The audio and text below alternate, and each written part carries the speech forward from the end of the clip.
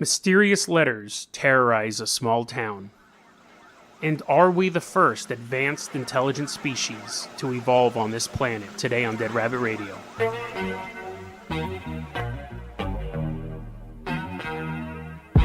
Hey everyone, welcome back to another episode of Dead Rabbit Radio. I'm your host Jason Carpenter. Hope you're having a great day. I'm having a great day. Let me tell you a story. My apartment might be haunted. There's always that saying that when you start looking into the paranormal starts looking into you. I have some stories about that in my past, but for right now, what's happened the past couple weeks, I would come home, I'd go out, hang out, go work, whatever I was doing. I'd come home, and for just a brief moment, I'd smell like a scent, like a perfume in my apartment. And the first couple times I just kind of brushed it off. I was like, well, okay, that's weird. But it kept happening. And the thing is a lot of times they talk about ghosts, how you may not see them and you may not feel them, or hear them either. But sometimes you'll smell them, and people will say things like, my grandpa always smoked a particular brand of cigars. And then sometimes when I go over to his house, I can smell the cigar in the chair that he always sat in and all of that. Well, so I was coming home, and like I said, the first couple times I dismissed it. But it kept happening. It kept happening when I come home, and I would smell perfume in my house. Now, I don't wear perfume. I haven't had anyone over who wears perfume lately. I couldn't figure it out. And I wasn't paying it too much mind. I was kind of like, okay, that's weird. But again, I wasn't like, oh my God, my house is haunted, I need to have a seance. But what happened was, just probably about 20 minutes prior to 10 minutes really, before sitting down to record this episode, I was doing something in my apartment, cleaning up, and I smelt that smell really strong. It was like right in front of me, and I got a little nervous. I'm like, there's that smell again. Like this time it's not happening when I come home, it's happening like right now. It's like right in front of me. And I'm like, maybe I do have a ghost. And then I realized that what I was doing is I was taking my recyclable cans and I was putting it into a garbage bag, a lavender scented Glad bag. So what was happening was when I was coming home from work or wherever, the first thing I was smelling when I walked in was the lavender scented Glad bag. This is the thing about looking into ghosts, doing anything paranormal, is 99.9% of the time, it is the most mundane explanation possible. The reason why I was smelling it stronger was because I was picking cans up and dropping them into the bag. And so it was knocking the fresh particles into my nose. That was it. And when I was coming home, I was just smelling the Glad bag, and then my nose would get used to the smell, and I wouldn't smell it any other time. That's it. 99% of the time, 99.9% of the time, technically, but it's mundane. It's nothing. It's a garbage bag. It's important to know when you're doing this stuff, because it's really easy to believe every conspiracy theory. It's really easy to believe every bump in the night is a ghost. Oh, and I never had sex with a succubus after my succubus episode, and talking about that and doing those rituals. So podcasts do not work. Apparently you do have to write a letter, but that's okay. I'm good. I don't need to bang a succubus. We're going to go ahead and get started with tonight's episode. So, came across an interesting story, and it actually plays into something that I've talked about before on this show. I do not believe that we're the first intelligent species on this planet. Now, I'm not saying that I believe in Lemuria or Atlantis. I'm not saying I don't really believe in that stuff either. But I don't believe in like super advanced civilizations with like UFOs and laser guns and ancient nuclear wars and all that stuff. But the scale of the planet and the timeline of the planet is so vast. It is so vast. I don't believe that we're the first intelligent species on this planet. I think that when we're talking about scales of 4 billion years, other species had evolved to a level where they could start working with tools, maybe building little towns, maybe even getting to an industrialized size as us, and then getting wiped out. And here's the thing. You go, well, Jason, wouldn't we find buildings? If right now we disappeared and we jump ahead 1 million years, 5 million years, there will not be one trace of us on this planet at all. There will be no buildings. There would be nothing. You may find a leg bone deep in a tar pit somewhere. The thing with fossils, they're extremely rare. They're extremely rare. You need to have it in the exact right conditions in the exact right time period for you to be able to find a fossil, and that's why they have to make assumptions. If you find a leg bone in a field, because that's so rare, you go, well, there's probably like 5,000 people here to find this one bone. It's not like one guy was walking across a field, died, and became a fossil. They can extrapolate. They have to go, well, if there's one fossil here, there must have been 10,000 people here. So I'm not saying that they were all humanoid, and I'm not saying they all advanced to our level. There could have been a species of reptilians or a species of muskrat or a species of bird or whatever that got to the point where they're building tools, maybe building little houses, maybe like having little crow courts, and they're like, no, you are going to hang for taking all that bird seed and all that stuff. And then they just get wiped out. And new species have to evolve to fill in that void.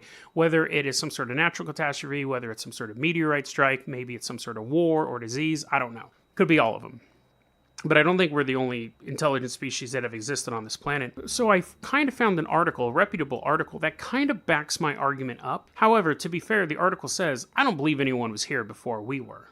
The article is very clear on that. The article is a thought experiment, but it's a fascinating one. And the article does state that if a civilization existed in the past 100,000 years, we would see proof of it. But if we go back hundreds of thousands or millions of years, there wouldn't be any proof of it, which was always my assertion. What's interesting is, so their article, they're talking about climate change and aliens, which is funny because that's something we covered early on in the show.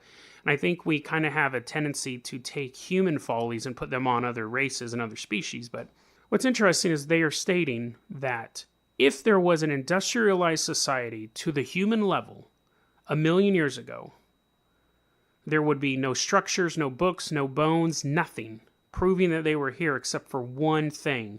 We would be able to tell if there was a industrialized society on our level 1,000,000 years ago. And it's interesting. It would be in the soil. Not the bones, but we could tell that the soil was treated for massive farming. There would be like nitrates in the soil that don't occur naturally. That's the article's stance, is basically if they had massive farming, because right now we're in the Anthropocene, which is the age of man. And we're so rapidly changing the landscape. We're having such a massive effect on our landscape. Like, you have the Jurassic era and the Triassic era. This is the Anthropocene era. This because we're actually being able to modify the Earth to fit our needs. And they're saying there was a species at our level, they would have also have done that. And I think that's a really interesting point, and I totally get where they're coming from. And I'm not going to argue with that. Well, actually, I am going to kind of argue with that because, one, it assumes that what we see in the soil, what we consider natural, isn't what they did in the past. Two, it would also assume that they would farm in the same way or even farm the same things. If a carnivorous species evolved to our level, would they have needs for crops at all? I guess to feed animals to eat them, but I also will argue down. Maybe they wouldn't be at our level, like industrialized wise, but they could have been at a Bronze Age level or an Iron Age level and got wiped out. And again, we're talking about such long time spans, billions of years, that you could have a species evolve and disappear every 1,000,000 years and you would never know it. Ever know it. I find that fascinating. People talk, the seas are completely unexplored. We know more about space than seas. We know more about the oceans than we know about the history of life before us. We can find bones and we can say, well, the environment was probably like this based on this type of animal. But our records only go back so far. We don't know about what's under the water. We don't even know what's going on the land. And here's an interesting article that plays into this whole thing. So back in May, there was this article in National Geographic. The first article was from The Atlantic. So these aren't fringe websites, which I always enjoy that because I like to talk about this stuff and have mainstream, here I'm talking about mainstream media again, but I like to have reputable sources. I can go to Creepy Weird Daily and find this article, but you get a different level of satisfaction, I'd say, by finding this in thought-provoking mainstream magazines. So National Geographic recently had this article. So in the Philippines, they found a leg bone recently that was 67,000 years old. And they're like, okay, again, with the fossils, they can go, well, it wasn't just one guy in the Philippines. It wasn't Castaway or anything. There's obviously a bunch of people here. To get this one leg bone, you would need to have a big population, 1,000 people or whatever, over a period of time. So they're like, okay, so we can say that in about 67,000 years ago, either people came from the mainland to the Philippines and settled here, or there was some sort of hominid offshoot. And even they were like, man, we didn't think there was anyone here 67,000 years ago. That's quite a ways back. These little set of islands and all this choppy water. It's crazy people got here. Well, recently they found the bones of an extinct rhinoceros, and they're like, and they dated these bones at between 650,000 and 650,000, and 700,000 years old. So completely predates the leg bone. They find this extinct rhinoceros in the Philippines, and they're like, oh, these bones are like 700,000 years old. This is like super cool that we found these old bones. They started looking at them, and the ribs were broken. And they're like, well, that's kind of interesting. It kind of looks like they were broken on purpose. Wasn't it someone trying to get the marrow out? And no, people weren't around back then, but maybe it was an animal. Then they were looking more at the bones, and they saw where somebody took a stone and was sawing at the rib cage to get the meat off. And the rib cage and the leg bones, someone was sawing at it to get the meat off. So at this point, the scientists are saying that is completely unexpected. That means that 600,000 years before this leg bone existed, there was someone here with the tool cutting meat off a rhinoceros that's extinct. And the article just kind of ends with, well, I don't know. You can almost see the scientists shrugging at the end of the article. There should just be like an artist rendition of 3 scientists shrugging their shoulders because they don't know. We don't know about our own history. There's all sorts of offshoots. They found those like hobbits in the Philippines as well. I don't know if they got permission from Tolkien to use the word hobbits, but we have like Neanderthals and all this stuff. It's just amazing to think that we don't know our own history. We don't have the answers to those mysteries. So the idea that something existed before us and before them and before them and before them, why not? It's definitely possible. The only reason why scientists don't believe that is because they don't have proof. And fair enough, because then they would just be going, oh yeah, lizard people ruled the world, and then along came the giant kangaroo people. And I get it, that's all speculative. So they're not going to say that, but we don't know. We don't know. Our knowledge of this planet and the knowledge of our race and the history of living things on this planet is so small, it's fantastic. And I love that. I love mysteries. Knowing everything, I think, would be boring. I want to learn the stuff. I want to watch these mysteries progress. If I had a book and I could just flip open and find the answer to every single question ever, that'd be so boring. Give me the mystery. Give me the puzzle. Give me the clues. And I'll learn it with you. Fascinating stuff. Fascinating stuff. I'm sure we're going to talk about this more because I find these ideas very, very fascinating. I will say a quick note too. I talk about like reptilians. I don't believe in reptilian aliens and stuff like that. I do think it's interesting though that almost every major religion, every really religion in general across the globe, they have snakes in their mythology. They're either good or bad. And I did read, and I tried to figure that out, and I read something saying that in ancient times, the way the snake eyes looked like they knew everything. They were considered wise. So that may be why, but I also think it's interesting that always plays in. But we have another episode to talk about that.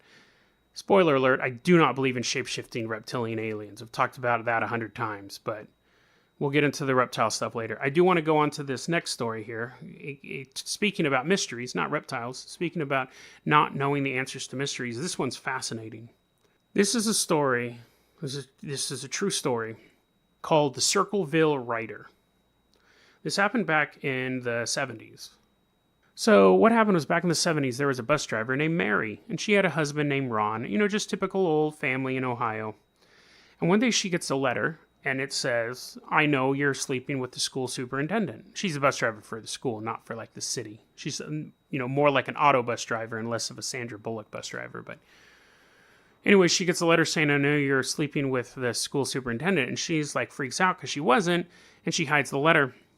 She gets another letter later on, and they're like, I know you're sleeping with the school superintendent. And she's like, I'm not.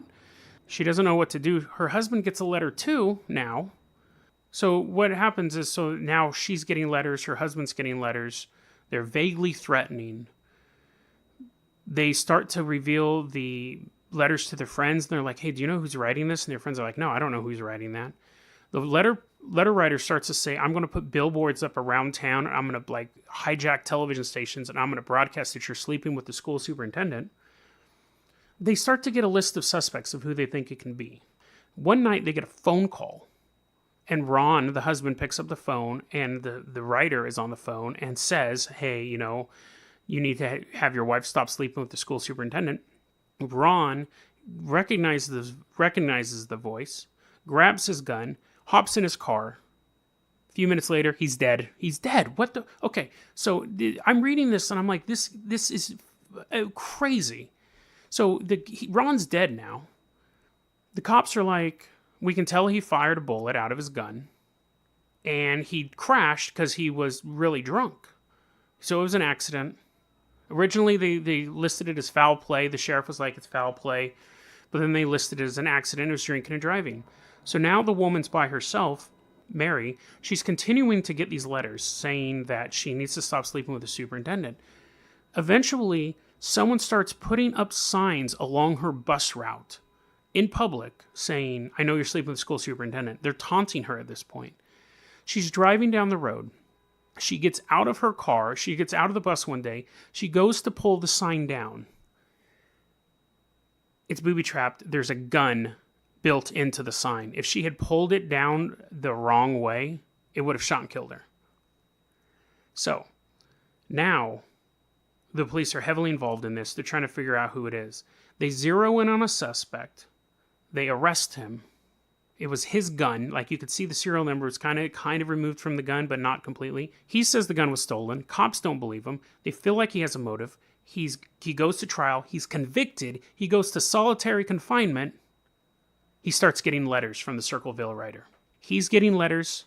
Other people are getting letters. He's in solitary confinement. He can't be writing these letters. But letters are going to him. Letters are coming out. Finally, after I think it's like 5 or 6 years, 7 years or whatever, he gets paroled. So he gets out. The letters never stopped, though. He kept saying that, I didn't write him. There's other suspects of who it could be. At one point, they're thinking it may be 3 different people who are writing these letters. Mary is having an affair with the school superintendent, but they don't start having an affair until after she gets the letters. So they never had a relationship at all. But the stress of the letters brought them together. She's single now, too, because her husband's dead. Unsolved Mysteries covers this case. Unsolved Mysteries, this is right up their alley. Unsolved Mysteries was that great old television show where they basically profile unsolved mysteries. They begin investigating the case. They get a letter from the Circleville writer. The letter says, forget Circleville, Ohio. Do nothing to hurt Sheriff Radcliffe. If you come to Ohio, you El Sickos will pay. The Circleville writer. Never caught who was doing it. Is it creepy? Creepy. They don't know if he killed the Ron, the husband. They tried to kill her. The letters came. We're talking about, and by the way, the Unsolved Mysteries episode was like in the 90s. So we're talking about something that's going on for 20 plus years. These letters have been circulating in this town. Nobody knows who it was. No one knows who set the booby trap. You know, you could say it was that guy, but the only thing, it was his gun, and they did like a handwriting analysis, and the sheriff goes, that's his handwriting. But the problem was that people thought the sheriff was in on it. Crazy. This truly is the definition of an unsolved mystery. Everyone in this story is just going to disappear. They're either going to pass away or they're going to move on with their lives. And no one's ever going to know who wrote these letters. That's creepy to me. Someday someone might find something in their aunt's attic pointing to this. And, maybe Ron really did get drunk driving. I mean, they did say that he fired his bullet at something. But, man, That's creepy. And think about the amount of powerlessness you would feel from that, because you're getting these letters and you can't stop it. And the cops aren't going to take it seriously at first until there's a booby trap on your bus route. That's creepy. I like to cover true crime on this show. I don't do a lot of it because a lot of it is either really, really dark and not in an interesting way. Like, I think true crime, I think there's a lot of crossover between true crime, conspiracy, and the paranormal. I think there is a bit of a crossover there. I don't do a lot of stuff where it's just people getting killed. I don't necessarily find that interesting. But I do love reading about true crime. I read about it more than I talk about it on the show. My true crime library is actually bigger than my paranormal and conspiracy. My conspiracy library is very small. I just have a few books now. I used to have a ton of them. But as you get out of a certain conspiracy, you just kind of throw those books away, give them to Goodwill, whatever. My true crime library is pretty big. But yeah, so I'm always looking for stuff like this. And every so often I'll come across a story that I think really fits the show. And this one fits the cake. Who wrote those letters? And more importantly, why? That's really the main thing. Why did they have such a beef with this woman having an affair when she didn't have an affair? And then she ended up having an affair. Mysteries upon mysteries upon mysteries. That's what the world's made of. And that's what makes, I think, life so interesting, is not knowing everything. I think we want to know the answers eventually. But the puzzle, putting the puzzle together, I think is more satisfying than sitting back and looking at the finished image. Because what do you generally do with the puzzle when you put it back together? You look at it for a couple minutes, put it back in the box. That's what I do, at least. And then when I'm bored, break a puzzle out. Start all over again. DeadRabbitRadio@gmail.com is our email address. You can also hit us up at Facebook.com/DeadRabbitRadio. I have a question. I wonder how many people shut the podcast off right when I start talking about the email address. Because that could be like he's finished. Sometimes there's extra stuff in here. You don't know. Maybe there's something extra in here today. I don't know either. You can hit me up at Twitter at Jason O. Carpenter. You can hit me up there as well. I don't think there's going to be anything extra here today. Is there anything extra to talk about that I haven't talked about yet? Nah, I got nothing. Dead Rabbit Radio is the daily paranormal, conspiracy, and true crime podcast. You don't have to listen to it every day, but I'm glad you listened to it today. Have a great one, guys.